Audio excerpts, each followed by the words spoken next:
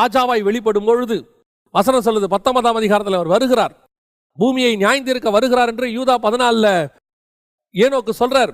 ஆனா எப்படி வருவார் தெரியுமா? ராஜரீகமாக, ஜைஜாண்டிக் காடாக.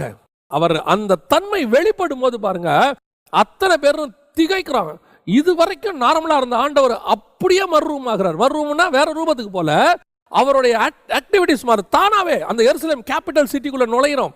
அந்த கேபிட்டல் சிட்டிக்குள்ள நுழையும் பொழுது அவரை அறியாமல் அவருக்குள்ள இருக்கக்கூடியதான ராஜரீகம் வெளிப்படுகிறது. அவன் பார்த்து திகைக்கிறான். அப்படிப்பட்டதான ஒரு தேவன் தான் நம்முடைய தேவன். அவருக்கு பின்னாடி போகிற நாம எப்படி இருக்கணும் தெரியுமா? ராஜாவுடைய பிள்ளைகள்.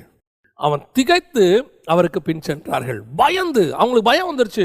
என்னடா இவர் திடீர்னு இப்படி போறாரு? அவருடைய வாக்கிங் ஸ்டைல் எல்லாம் எப்படி மாறுது? சாதாரண மனுஷிலிருந்து ராஜாவாக மாறுகிறது. ஒரு சாதாரண போதகராக, டீச்சராக இருக்கிறவர் இப்பொழுது ராஜாதி ராஜாவாய் மாறி உள்ளே நுழைகிறார்.